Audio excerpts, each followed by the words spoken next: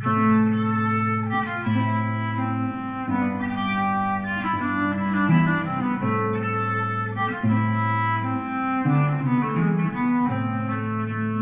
Life and Death of the Mayor of Casterbridge by Thomas Hardy.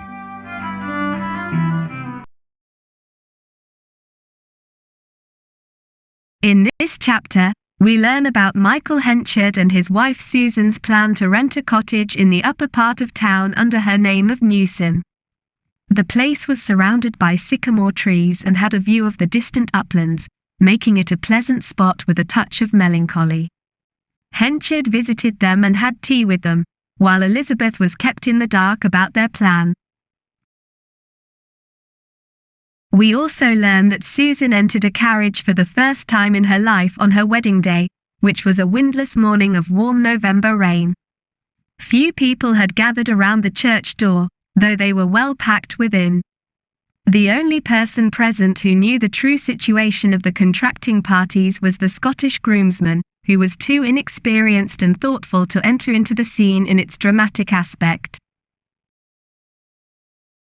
Henchard seemed to have schooled himself into a course of strict mechanical tightness towards Susan, at any expense to his own sentiments and his later wife's claim.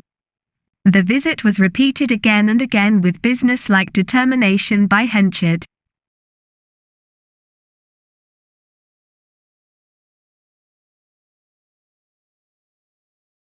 Michael Henchard and Susan's plan in renting a cottage in the upper part of town was to live there under Susan's name of Newson, in pursuance of their plan.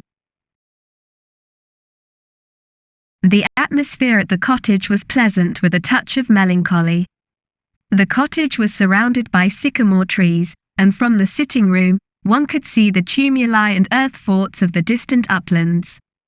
The evening sun seemed to shine more yellowly there than anywhere else that autumn, stretching its rays under the lowest sycamore boughs and steeping the ground floor of the dwelling in a substratum of radiance which the foliage screened from the upper parts. The only person present who knew about Michael Henchard and Susan's true situation on their wedding day was the Scottish groomsman. He was too inexperienced, thoughtful, judicial, and strongly conscious of the serious side of the business to enter into the scene in its dramatic aspect. The source does not provide a direct answer to this question. However, it is mentioned that Susan did not enjoy pleasantries on a situation into which she had entered solely for the sake of her girl's reputation.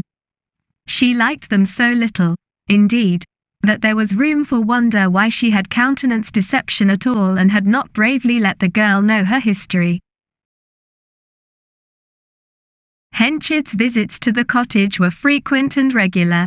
He behaved in rough benignity towards Susan, and it soon became whispered, and then openly discussed in Casterbridge, that the masterful, coercive mayor of the town was captured and enervated by the genteel widow Mrs. Susan.